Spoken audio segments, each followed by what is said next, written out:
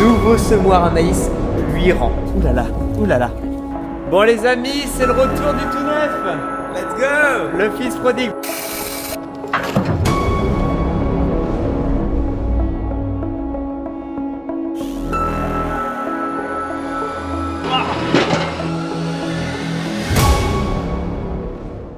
Bon, salut tout le monde. Je vais pas en faire de trop pour l'intro. Voilà, je vais juste vous montrer ça. Oui. Ça fait un mois qu'il est là. Que je fais en sorte, quand je filme mes vidéos YouTube depuis un mois, de pas le montrer, de filmer toujours du sens où on le voit pas. Essayez de vous cacher ça jusqu'au bout. Enfin, vous cachez ça. D'avoir attendu de vous en faire une vidéo dédiée finalement. Enfin, une vidéo dédiée, vous avez compris. Bref. Donc voilà, nouveau semoir à maïs, 8 rangs. Ouais. Encore un investissement, vous allez dire, bon, c'est pas neuf, c'est d'occasion. Donc il vient du côté de Reims, on l'avait vu sur Agri à faire depuis un moment. Puis bon, on hésitait, puis j'ai dit au père, allez, je vais aller le voir. Et puis une fois que j'ai été le voir, je repars de là-bas et puis je dis au père, bon, qu'est-ce qu'on fait? Et le père il me dit, si on le prend pas, on va regretter.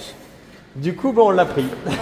Bon, on va faire un peu le tour. Donc là, bah oui, c'est... Pourquoi un nouvel investissement de semoir? On a déjà notre semoir à maïs 4 ans, qui faisait le travail, qui marche bien. Faut savoir qu'aujourd'hui, on a un nouveau client. On a 70 hectares à faire de A à Z. Donc, c'est un truc en plus. Donc, forcément, ça va être un peu de boulot en plus. Ça le faisait avec ce qu'on avait. L'année dernière, c'était quand même assez compliqué. Parce que l'année dernière, on avait quasiment une centaine d'hectares de maïs à semer. Quand tu as des fenêtres météo qui sont assez courtes, avec notre 4 ans, c'est un peu limite. Il y avait certains maïs qui ont été semés tard, qui n'ont pas été si beaux que ça. Donc, si on avait pu tout semer en avance, ça aurait été pas mal. Donc, nous voici avec un truc, bon bah, d'occasion, c'est pour se dire, allez, on fait le boulot bien au bon moment, assez rapidement, comme ça, on est tranquille. Donc là, c'est assez spécial. On n'est pas habitué à les voir comme ça. Forcément, ici, il est traîné. Il se replie sur lui-même pour être en mode transport sur la route, avec les roues que vous voyez ici sur les côtés. On est plutôt habitué à voir le combiné, porté avec la herse rotative, parce que nous, on est habitué en France assez de travailler comme ça, avec herse rotative devant et puis le semoir derrière. Finalement, entraîner comme des semoirs, comme on peut avoir comme des semoirs à blé, c'est plus rare. Peut-être pour ça d'ailleurs qu'il était à vendre ou quoi que ce soit, parce que les gens recherchent plus des combinés. Ici, nous, on va toujours garder notre semoir à maïs. On aura toujours le combiné herse rotative si on a besoin de faire ce combiné-là. Pour pouvoir semer le maïs, tout simplement, on déchaumera à la dent avant pour ouvrir le sol, fissurer pour qu'il s'égoutte bien et qu'il puisse se réchauffer avec la chaleur. Et ensuite, juste devant, on fera un petit déchaummage à disque pour reboucher les sillons, casser les grosses mottes s'il faut, etc., etc. Et puis même, de toute façon, si on veut quand même passer à la herse rotative, ça ne nous empêche pas de prendre notre herse rotative, puis celle de Gilbert. Enfin bref, travailler en décomposé finalement. D'abord passer les coups de herse rotative un peu partout, anticiper le travail de sol, puis le jour où on vient semer, tac, tout est déjà préparé et puis on enquille les hectares avec ça, quoi. Donc ici, forcément, nous avons la grosse cuve à engrais parce que on peut fertiliser directement sur le rang. Nous avons les micro-granulés souvent qui servent pour l'insecticide. Forcément, les bacs où on met le maïs. Donc ici, pour l'engrais, la fertilisation, c'est avec des disques. Donc c'est pas trop mal parce qu'avant, nous, on avait des dents. Et c'est vrai que les dents, parfois avec les débris ou quoi, ça peut créer des sillons. C'est pas génial. Donc ça, les disques, c'est pas déconnant parce que ça coupe la végétation. On n'est pas gêné. Ici, il y a un chasse-débris. Le chasse-débris qui chasse les débris devant la ligne de semis pour éviter qu'il y ait des débris, que ça gêne pas. Et là ici vous voyez, hop, ici contrairement à notre ancien semoir, on a une grosse roue en ferraille plombeuse qui rappuie bien le semis. En fait, ce semoir, il pourrait être fait pour semer en direct. Vous voyez ici, il y a des gros ressorts exprès pour bien rappuyer, que l'ensemble semeur appuie bien. Comme ça, quand il y a gros de végétation dans le couvert végétal ou quoi que ce soit, ça sème bien derrière. Voilà ce qu'on pourrait faire un peu avec. Forcément, qui dit d'occasion, c'est qu'il n'est pas neuf. Je trouve ça légitime, normal, qu'il ne soit pas parfaitement clean et qu'il y ait 2-3 choses à refaire parce que c'est d'occasion, c'est pas neuf. Tu achètes quelque chose au prix d'occasion, c'est normal que tu aies des choses à refaire, quoi. Donc on l'a payé 25 000 €. Bon, dites-nous en commentaire ce que vous en pensez, est-ce que vous trouvez ça cher pour ce que c'est ou est-ce que c'est une bonne affaire? Enfin, il n'y a pas de trop de gros. On va faire le tour ensemble des trucs qu'on a à refaire. Mais c'est vrai que neuf, ça vaut super cher neuf. Il est 2016, il a 3000 hectares. Donc les choses qu'il y a à refaire, en l'occurrence, c'est ici. Vous voyez, il y a les fertiliseurs comme je vous ai montré. Il y a les axes qui sont ici. Et il y a les bagues qui sont complètement bouffées. Donc là, il y avait un axe de fertiliseur qui passait. Et avec des bagues. Les bagues servent c'est la pièce d'usure. Ça évite que l'axe use ou que le support use. Ça va être la bague qui va user à la place. Donc là, les bagues, elles étaient complètement mortes. Du coup, le boulot du père, c'est de tout démonter et de mettre des nouvelles bagues. Et donc pour ce faire, on va commander des nouvelles pièces. Et là, c'est le lien parfait pour inclure le partenaire de cette vidéo, donc Makers by Cramp. Restez jusqu'à la fin de cette communication si vous voulez entendre parler du jeu concours qui va être mis en place pour vous. Il y aura des cadeaux à gagner. Donc Makers, c'est tout simplement une marketplace agricole qui met en relation vendeurs et agriculteurs. Vous pouvez retrouver jusqu'à 170 000 références produits. Vous allez y retrouver des pièces détachées pour vos tracteurs, du matériel d'élevage ou encore de l'outillage. Makers se repose sur un réseau de 550 concessionnaires, donc vous pouvez vous faire livrer chez vous ou directement chez vos concessionnaires locales gratuitement. Donc Makers, c'est simple, rapide et efficace. De toute façon, je ne vais pas en dire plus, je vous emmène tout de suite. On va aller faire la commande des pièces dont on a besoin. Allez, vous tapez Makers, vous arrivez sur le site, hop, s'inscrire, vous créez un compte, ça prend 2 secondes. Allez, hop, prénom, nom, bah vous mettez le vôtre, forcément pas le mien. Donc moi j'ai besoin de mes paliers lisses, donc je tape palier lisse. Hop, donc là j'en ai plein, faut que je prenne celui avec mes dimensions. J'ajoute au panier. Ensuite on va se prendre un petit enrouleur pour l'atelier, impeccable. Ajouter au panier aussi. Et pour finir, on va se prendre un jeu de buse pour le pulver. J'en ai besoin de 58. Allez, on va faire péter le stock. Comme ça, j'en profite d'être sur le site pour commander les autres trucs dont j'ai besoin hors le semoir à maïs. Et impeccable, ajouter au panier. Bon bah c'est impeccable, j'ai mon panier, j'ai plus qu'à valider et payer. Maintenant, tout est entre leurs mains, j'ai plus qu'à attendre de recevoir les colis. Impeccable. Vous avez bien vu, c'était exactement comme je vous avais dit, simple, rapide et efficace. Bon les amis, nous sommes quelques jours après et on a reçu notre livraison. C'est déjà ouvert parce que tout simplement j'avais déjà filmé ces rushs là et une fois arrivé chez moi je me suis aperçu que j'avais pas de son, j'avais 0 son. Donc j'ai oublié de recommencer. Je vais vous représenter du coup ce qu'on a commandé. Forcément je venais de vous en parler, les fameuses douilles qui vont venir ici. Bah ça va être les bacs d'usure quoi, c'est des bacs d'usure. Attendez, le père vous fait l'explication. À vous le micro. Nos bacs d'usure, on voit ici il y a un épaulement. Elles vont venir jusqu'en butée en épaulement, comme ça, et on va le faire à la presse. Les axes étaient légèrement ovalisés.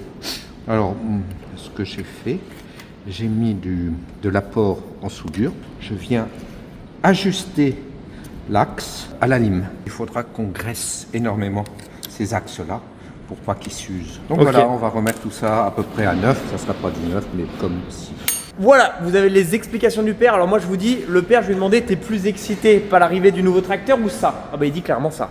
Il est à fond dedans. Bref, nous avons aussi commandé d'autres choses. On a profité, je vais vous expliquer. Donc on a reçu les buses. C'est des buses spéciales qui vont nous permettre de réduire le volume de bouillie dans le pulvé.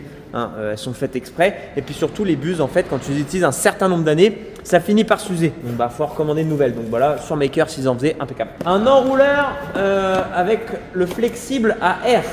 Tout simplement parce que là, on a le flexible ici, celui qui traîne tout le temps à l'atelier.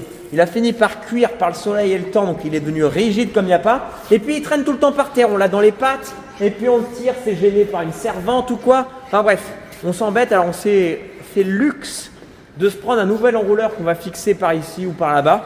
Et comme ça, bah, on repliera le tuyau à chaque fois. Ça évitera qu'il s'abîme et ça évitera qu'on l'ait dans les pattes. Bref, c'est pas un enrouleur nul, là c'est en ferraille et tout, c'est pas mal. Bref, voici le haul. Donc pour résumer, Makers, c'est 170 000 produits, plus de 750 grandes marques du monde agricole et livraison chez vous ou dans 550 concessionnaires. Donc vous pouvez effectuer des recherches rapides en enregistrant votre flotte matérielle sur le site. Donc moi j'enregistre le 830 et ça me propose les pièces qu'il y a en lien avec le 830. Enfin, une équipe locale disponible par chat ou téléphone et il y a des promotions régulières sur le site. Donc n'hésitez pas à aller voir. Donc merci à Maker d'être partenaire de cette vidéo. Vous avez le lien en description. N'hésitez pas à aller faire un petit tour sur le site. Donc vous avez un code promo MARCA2C30. Donc vous avez 30 € offerts sur la première commande. Donc il y a le lien du jeu concours en description. Il faut tout simplement être inscrit sur Makers et résident français. Les cadeaux vont être déterminés directement par Makers et il y aura l'annonce du gagnant 2 semaines après que moi j'ai sorti cette vidéo quoi. Bref, moi je crois que je vous ai balancé toutes les informations et on va retourner au cours de cette vidéo. Donc remettre un peu d'aplomb ce semoir, nous on s'occupe de ce tracteur. Oui, il se passe quelque chose pour ce tracteur aussi. Bref, vous allez me suivre cette semaine dans d'autres travaux. On va sûrement refaire un peu de bois. Cette semaine, il y a tout neuf qui est là. Le petit, on va arrêter de l'appeler tout neuf. Maintenant, il est moins neuf. On commence à l'user un peu par le travail. Donc, il y a le petit frère qui est là cette semaine. On va essayer de refaire un peu de bois. Bref, là, je vous montre pas dehors, mais il y a un temps exécrable. On n'a pas envie de sortir. C'est infernal. Là, il y a des rafales à 80 km/h devant. Il pleut. Il fait 4 ou 5 degrés. C'est infernal. On a pris 40 mm là depuis 2 jours. Bref, on n'est pas encore sorti de l'hiver les amis. Tout en douceur. Ah ça va nickel hein. Ah ouais. T'es où? Ah oui. Bon allez, ce matin, on est avec notre petite Padmé et on a plusieurs choses de prévues au programme. Hop. Donc première étape de ce matin, ça va être de sortir celui-ci, atteler le pulvé pour changer du coup les nouvelles buses qu'on a. Et on va vérifier la pression de mes pneus. Tout simplement parce que normalement, quand tu as un tracteur neuf et qu'il sort de l'usine, il gonfle les pneus à 2,5 bars de pression. Ils savent qu'il va faire de la route pour le moment. Du coup, ils les gonflent assez fort. Et de manière générale, une fois que ça arrive chez le concessionnaire, ils les remettent à des pressions normales. Ici, je vais bien vérifier que ça a été fait. Puis surtout, je vais adapter ma pression de pneus pour faire du pulvé. Ce qui va faire du pulvé. Donc, je vais forcément utiliser l'application AgroPressure que je vous avais déjà présentée dans une vidéo précédente. Donc, c'est l'application de Michelin où tout simplement, j'ai renseigné mon tracteur avec mes gammes de pneus. Je lui ai dit quel travail j'allais effectuer. Enfin bref, il y a juste à suivre l'application, c'est super simple d'utilisation. En rentrant mes gammes de pneus, mes dimensions, le type de travail plus la vitesse à laquelle je vais rouler, donc ici jusqu'à 50 km/h, nous avons un conseil de pression de 1,6 kg à l'arrière et 0,6 kg à l'avant. Donc on va changer ces pressions, ça c'est super pratique l'application AgroPressure parce que on est autonome, on n'a pas forcément besoin d'aller chercher à droite à gauche les informations. T'en penses quoi toi la petite Padmé? Je joue avec des morceaux de terre. Moi ça c'est bien, je l'habitue à l'atelier. Là on a passé tout le week-end au chaud à la maison avec le feu, t'avais chaud au cucu. Mais c'est ça le travail, hein? Bon nickel, ça avait bien été redescendu donc là à 1,5 bar, donc 1,6 bar, il y a juste 100 grammes à remettre, c'est pas grand chose. Comme ça, je vais avoir la bonne pression adaptée pour le confort, la performance et tutti quanti quoi. Vous commencez à connaître le discours maintenant. Forcément, à l'avant, on est à 1,5 kg. Allez, impeccable. Toutes les pressions sont faites. Nickel.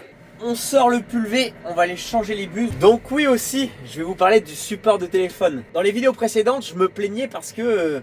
c'était à l'ancienne, le porte-téléphone n'était pas assez grand pour accueillir mon téléphone. Sauf que non, regardez, c'est réglable. J'avais essayé, mais j'avais pas réussi. Et après avoir vu plein de vos commentaires qui commentaient ma vidéo en disant si Marc, essaye, c'est pas intuitif, mais force un peu, ça va s'écarter. Oula, bizarre. Bizarre ma phrase.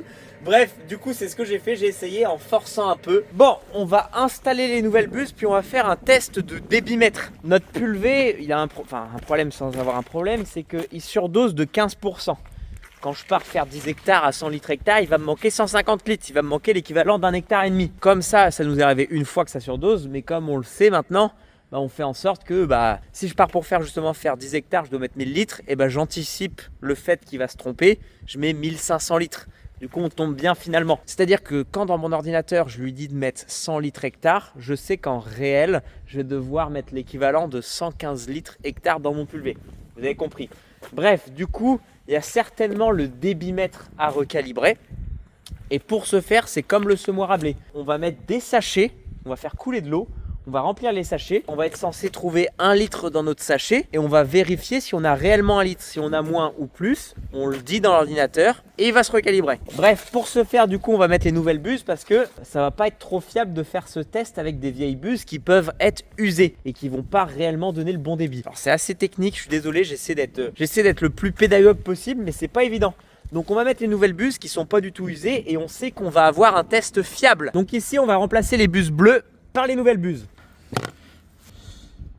Voilà. C'est manipulé sans gants, mais tout a été lavé au savon il y a 2 jours. Donc c'est normal, hein. On a tout bien lavé. Ah bah là, t'en as pour 3/4 d'euro, moi. Bon, je pose le téléphone, j'aide le père parce que sinon il y en a pour un bout de temps là. Bon, c'est bon, on a changé les 56 buses. Impeccable, vous voyez, il y a des sachets gradués qui font à peu près 1,5 litre. Le but ici, c'est de les faire couler à peu près 1 litre. Nos buses ici, normalement, à 3 kg de pression, sont censés nous sortir 1 litre par minute. Donc là, on va faire couler notre rampe, notre pulvé pendant 1 minute. On est censé trouver 1 litre à chaque fois par buse. Bon les amis, j'ai pas pu vous filmer quand j'ai tout mis en route. Je peux pas être au four et au moulin, tout actionner, filmer en même temps que vous. Donc vous voyez, pendant 1 minute, j'ai fait couler à 3 kg de pression et on est à peu près au 1 litre. Et à peu près sur tout. Enfin, là un tout petit peu au-dessus, mais c'est normal parce que au début, j'étais un peu trop. J'ai 3,5 kg de pression pendant les 5-10 premières secondes. Ce qui peut faire qu'on est un tout petit peu plus au-dessus d'1 litre, mais bon, c'est cohérent. En fait, ici, on va surtout comparer par rapport à ce que l'ordinateur est censé avoir sorti. Donc, il nous dit qu'on a sorti 45 litres. Alors que pendant 1 minute, s'il y a 56 bus qui ont sorti 1 litre, on doit avoir 56 litres. Donc, on voit bien que l'ordinateur croit avoir sorti moins de litres que la réalité. C'est pour ça qu'on a le problème de surdosage. C'est qu'à chaque fois l'ordinateur il croit avoir sorti 1000 litres, mais en réalité il y en a 1150 qui sont sortis quoi. Donc c'est notre débitmètre qui déconne, il faut qu'on change dans l'ordinateur le nombre d'impulsions par litre qu'il doit calculer. Bon les amis, en théorie j'ai résolu mon problème. Donc j'ai changé mon nombre d'impulsions par litre, je l'ai diminué, je suis passé de 630 à 500. Mais je viens quand même au champ, donc sur mon couvert végétal qui a été détruit, je viens donc avec juste de l'eau, hein, j'ai que de l'eau. Et je viens tester ça, je vais faire une ligne droite où je vais rouler pendant 3-4 minutes. Avant de commencer, combien j'ai de litres dans mon pulvé, combien j'ai de litres après pour voir combien j'ai épandu. Et savoir si lui l'ordinateur m'affiche le même chiffre.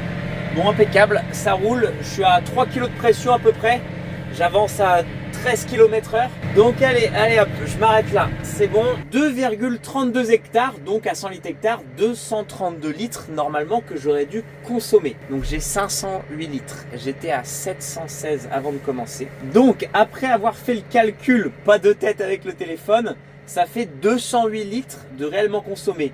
Compte les 232 que j'aurais dû faire. Donc là, il y a un delta de 15-20 litres, ce qui est normal.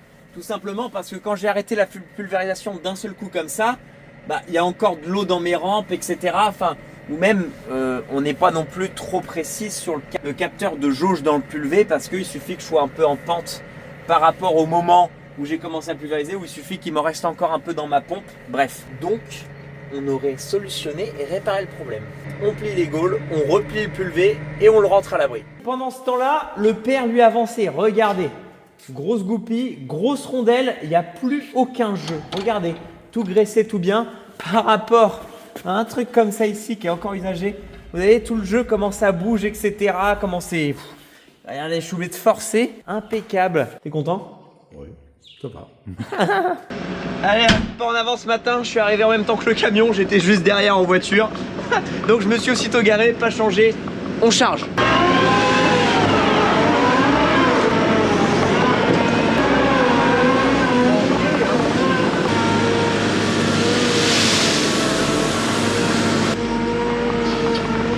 Eh ben impeccable, camion plein. L'année dernière à cette époque-là, j'avais rempli beaucoup plus de camions parce qu'on avait vendu beaucoup plus de blé en automne, été. Là cette année, on n'a vendu qu'un seul camion cet été. On l'a vendu à 237 € la tonne, donc un super prix par rapport à ce qu'on a maintenant. Mais à l'époque, on n'en a pas vendu plus parce qu'on était habitué à une période précédente où on vendait, où le prix du blé était à plus de 300 € la tonne, aux alentours de 300, 250, 300 € la tonne. Donc on s'est dit, bon, 237, ça va augmenter, tu parles. Ça, vous le savez, hein, ça a fait que diminuer, que diminuer, que diminuer. Ça m'étonnerait qu'on retrouve des prix à plus de 230 € la tonne comme on a vendu ce camion cet été. Donc là, il y a 2 jours, on a revendu 4 camions de blé au prix actuel à 184 € la tonne. Donc moi, je vous dis, à 184 € la tonne, on ne couvre pas nos charges, on ne gagne pas d'argent. C'est zéro. Pourquoi? Parce que les prix du GNR, du gasoil ont énormément augmenté. Donc pour produire tout ce blé l'année dernière, ça nous a coûté cher en fuel, ça nous a coûté cher en azote, en produits phyto, en plein de choses. La mécanisation, la ferraille vaut plus cher qu'il y a 2-3 ans. Donc bref, c'est limite. De toute façon, on est quand même obligé de vendre nos stocks parce que déjà, il va falloir faire la place pour le futur blé cet été. On va arriver au printemps. Et puis surtout, il y a un moment, il faut que l'argent rentre, quoi. Nous, on a sorti de l'argent pour payer le fuel, pour payer justement les semences du blé qu'on a semé, pour payer les phytos. Donc nous, on sort des sous. Au moment, il n'y a plus de sous dans la trésorerie. Donc, il faut en faire re-rentrer en vendant notre blé. Donc bon, au moins, on couvre nos charges. C'est déjà ça, mais voilà, quoi. Donc lui, on l'a super bien vendu, on est content. Au moins un camion à 237 € la tonne. On en a vendu 4, donc ils se feront retirer je sais pas quand. On en a vendu 4 pour le moment, puis on attend de voir comment ça va évoluer d'ici un mois. Peut-être qu'il y a des nouveaux marchés qui vont se recréer au printemps, que ça va évoluer, ça m'étonnerait. Oui, c'est comme ça le jeu du blé, c'est comme ça qu'on procède pour vendre du blé, c'est un peu le jeu de la bourse. Hein. On essaie de se tenir informé tous les jours, toutes les semaines des évolutions du prix et on essaie de se placer en fonction d'eux, mais bon, c'est jamais évident, hein, on n'est pas des traders. Hein. Bonne chose de faite, il n'y a plus qu'à aller au café. Suki, viens. Oui. Tout le monde nous demande la rencontre avec Suki. Padmé et Suki. Alors, tu viens? Regarde. Coucou. Coucou. Ouh là là. Ouh là là. Ouh là là. T'as vu? Ouh là là. Une nouvelle copine. Bon, moi, ça a l'air de bien s'entendre. Elle se chicane pas, en tout cas. Ouh là là là là. Ouh là là là là. C'est tout nouveau, ça? Bon, les amis, c'est le retour du tout neuf. Let's go! Le fils prodigue. J'ai trouvé plus ou moins une fendeuse. Enfin, j'ai Aurélie, enfin, le père d'Aurélie. La famille André, chez qui je vais pour faire l'ensilage, ils m'ont proposé gentiment. Ça va, toi? Ils m'ont proposé gentiment leur fendeuse à bois. Mais on va quand même réessayer avec ça. Ça m'évite d'aller chercher la fendeuse. Je pense que ça peut le faire.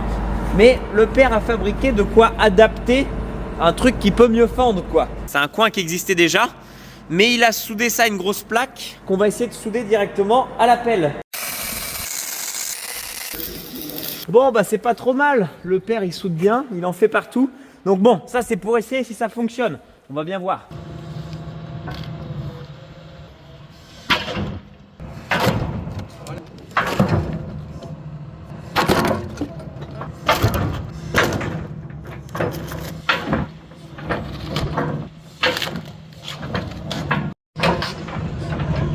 Bon les amis, c'est pas très concluant pour finir. Bon, j'ai réussi à fendre ça en m'y prenant à plein d'endroits. Bah, on va pas assez profond.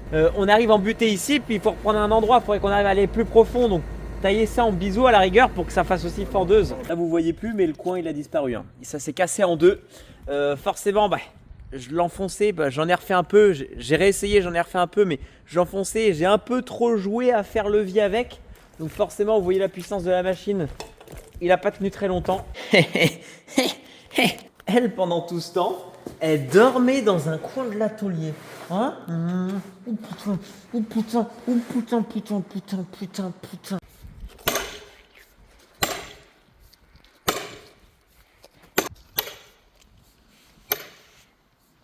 On file chez les André chercher une fendeuse parce que rien n'a... Si une fondeuse ça existe et que tout le monde utilise ça, c'est que c'est quand même le meilleur système pour fendre du bois. Donc bon, va falloir un peu se résigner à un moment d'aller en chercher une quand même. Hop là. Bon, si vous avez vu les vidéos ensilage, normalement vous reconnaissez. Il y a la petite que j'ai mis derrière moi parce qu'elle se faisait secouer là, elle est tombée, ce tracteur, il se coûte trop. C'était pas possible de la mettre sur le côté du coup. Je l'ai mis sur le siège derrière moi, elle est allongée, elle est bien. Bon allez, en ce vendredi avec le petit frère, on va essayer de s'exciter gentiment au bois. Essayer d'écaler tout le bois qu'on a ramené. Donc là, le père vient à l'instant de partir pour une semaine de vacances au ski. Là, il y a une petite pression parce que les 2 dernières fois qu'il est parti en vacances, il y a eu des catastrophes. Mois de septembre, on avait plié la vis sans fin. Et la dernière fois, quand on était parti un week-end de 3 jours en Angleterre, on avait explosé la 14 tonnes. Bon, c'était pas de ma faute. On va s'atteler maintenant de faire ça parce que si on le fait pas maintenant, on le fera jamais. On va se traîner tout le bois qui traîne dans la cour jusqu'à je sais pas quand. Faut essayer d'en faire un maximum aujourd'hui, dégager ça, qu'on ait la place de circuler quoi.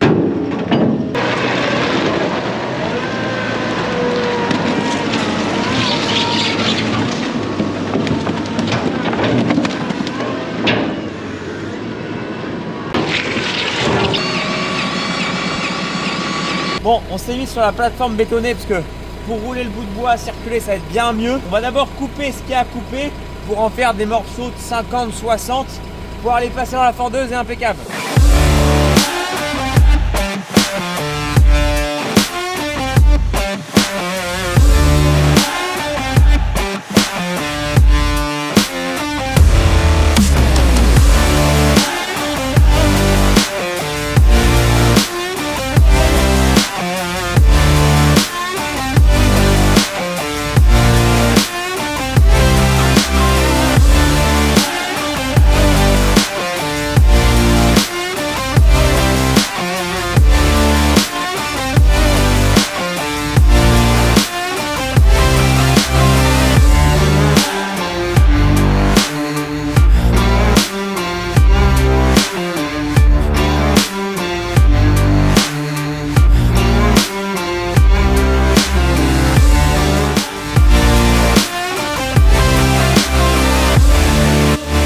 Bon les amis, il y a déjà eu tout ça de fait. Donc on n'a pas encore utilisé les caleuses. Donc là vous avez vu, j'ai recoupé déjà les gros troncs en rondins à tronçonneuse pour qu'on puisse les manipuler à la main. J'ai fendu à la main le petit bois. Quand il y a des morceaux comme ça, où il y a juste à les couper en 2 ou en 3, ou comme ça, vous voyez, on a plus vite fait à prendre le merlin et les couper à la main parce que ça se fait vachement facilement à la main que on va perdre du temps avec cette machine-là.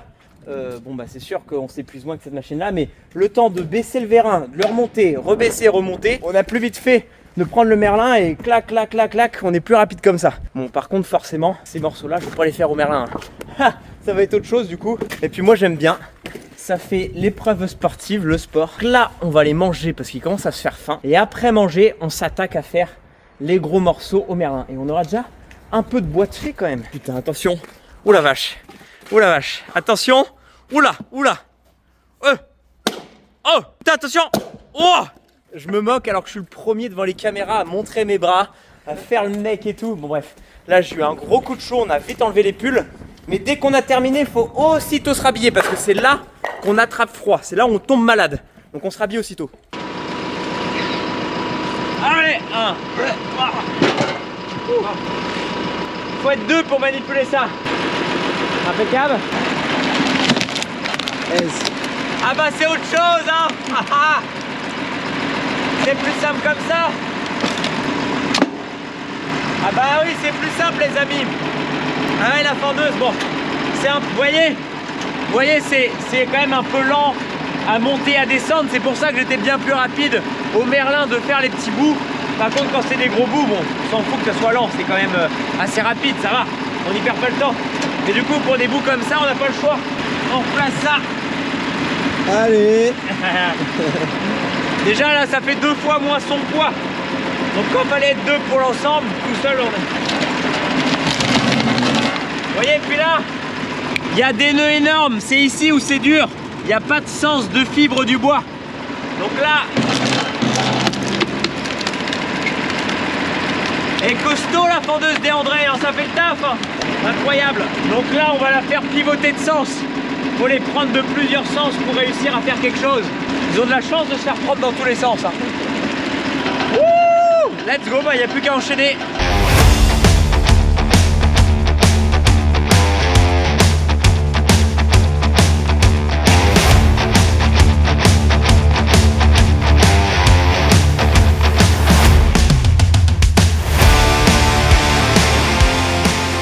Bon, bah pour le moment on a fendu qu'un rondin comme ça, un seul. Et vous voyez tout le bois que ça fait, un seul rondin. Et encore il n'est pas en bout définitif parce qu'on le recoupera en 2 pour la cheminée de mes parents parce que j'ai déjà dit que c'était un petit poil. La fendeuse hein. C'est inégalable. Bref, on s'y remet juste après. Là on a un petit rendez-vous, il faut qu'on aille faire un petit tour de plaine avec un technicien pour voir où en sont certaines cultures. Bref, merci André. Parce que les caleuses c'est plus efficace que ça. Oui, c'est le coin qu'on a pété hier avec la pelleteuse, vous voyez, il s'est cassé net. Donc là, ce que j'ai mis sur le béton, ça équivaut à 1/3 du bois qui nous reste. Donc vous voyez, tout le bois. Là, il va falloir en redonner des coups de tronçonneuse. Puis là, il y a de l'épaisseur. Là, il y a vachement d'épaisseur ici. Pour en faire le tour avec la tronçonneuse, c'est quelque chose. Puis regardez, il en reste encore. Il en reste encore. Bon, bah, c'est la fin de vidéo. J'arrive à la fin du montage, à la conclusion, puis je vois que j'en ai pas fait. Parce que... Bref, on n'a pas repris le chantier de fin de journée, on a couru un peu partout et ça m'est sorti de la tête. Juste voilà, merci d'avoir regardé. À la semaine prochaine. La semaine prochaine, du coup, comme j'ai dit, on est tout seul à la ferme, le père est en vacances. On va continuer un peu dans le bois parce que essayer de le dégager quand même, parce que ça prend de la place, c'est pas beau. Enfin bref, faut que ça dégage. Pas de travaux dans les champs de prévus, il fait que de pleuvoir. D'autant que ça réessuie, ça va pas réessuyer tout de suite. Bref, à la semaine prochaine.